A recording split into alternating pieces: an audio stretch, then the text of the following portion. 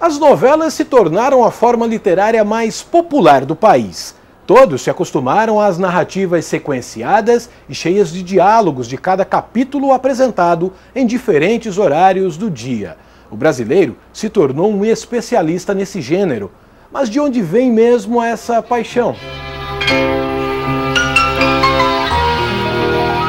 O amor dos brasileiros pelas novelas começou ainda no século XIX, quando eram impressos os folhetins nos jornais. Os capítulos eram publicados e o leitor ficava interessado em ver a continuação da história. O cearense José de Alencar fez vários desses folhetins. Mais tarde, na década de 50, as radionovelas fizeram grande sucesso no Ceará.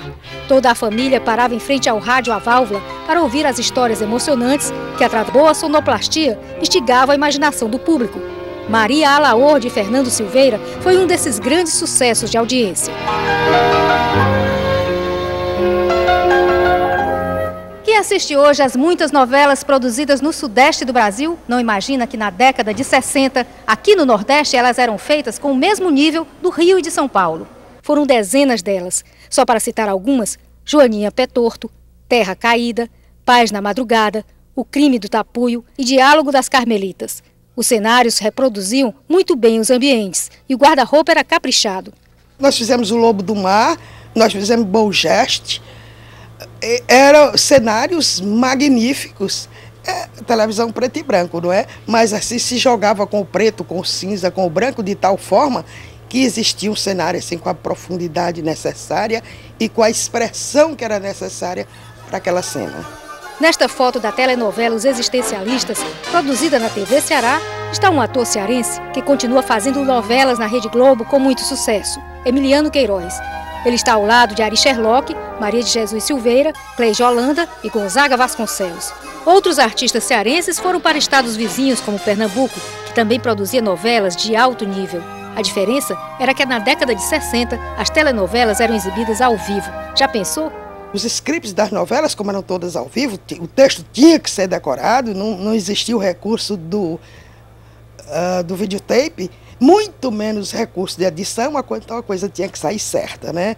Os ensaios eram feitos um ensaio de leitura branca, depois um ensaio com as inflexões que o diretor corrigia se a gente fizesse errado, para dar a linha que ele determinava. E, finalmente, um ensaio de marcação que era feito no estúdio, já com todos os adereços de cena, com móveis, com tudo. Os scripts, o roteiro, como a gente diz hoje em dia, ele se compunha de 3 linhas. A coluna de vídeo, ou seja, a imagem, a coluna de áudio, voz, onde via todo o texto que a gente tinha que decorar, e no centro do script ficava as orientações de cena, a descrição de cena, a localização da cena. Então você não tinha só que decorar o seu texto, mas tinha também que se situar na história e ter noção de como você estava aparecendo. Mas a técnica de escrever os textos de teledramaturgia era semelhante. Muitos diálogos, sequências nas cenas e o suspense no final para deixar uma expectativa para o próximo capítulo. A gente tinha assim, aquele cuidado de trazer grandes autores, mas também a preocupação com o público que acompanhava as novelas. Um veículo também de educação, também de valorização da cultura local, da cultura nacional e da cultura universal. A antiga TV Ceará Canal 2 perdeu a concessão e saiu do ar, e com ela as telenovelas. Mas na década de 80 surgiu um outro tipo de telenovela na TVE, a novela educativa, conhecida também como aula integrada. Bom, ela era diferente por quê? Porque ela era didática, né? Ela usava a dramaturgia para poder ensinar, levar aos alunos algum conteúdo. Isso era uma grande sacada do Guilherme Neto na época, do Ari Sherlock, que era um dos diretores, que era o diretor das novelinhas. Então, assim, e a importância dela também, além disso, era dar oportunidade a autores e atores e atrizes cearenses. Tudo bem? Oi, Luciano. Tudo bem? Tudo bem? Que boa surpresa. Fez boa viagem? A teleatriz Lana Soraya lembra do sucesso que as novelinhas faziam na época. Gente, você acredita que eu era reconhecida na rua, que dava autógrafo? É brincadeira. Eu era muito tímida. Uma vez eu estava no ônibus, na época, a pessoa andava de ônibus. Então, assim, aí tinha uma vez, vários alunos me cercou, eu junto com a minha irmã, pedindo autógrafo e não sei o quê. E eu não sabia o que fazer, eu fiquei assim, meio sem ação. E a Solana, deixa de ser boba, dá autógrafo. Uma época que dá muita saudade, que poderia até a gente pensar em retornar?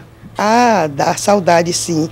Mas a essas alturas seria para outras gerações, né? A gente vai envelhecendo, aí passaria a fazer só as figurações, os papéis de coadjuvante e tudo mais.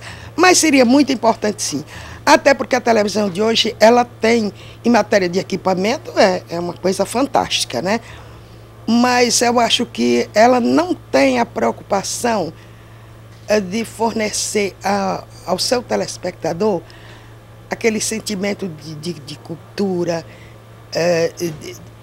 sei lá, acho que tem muita baixaria na televisão de hoje. Naquele tempo era inimaginável certas coisas que se vê hoje na televisão.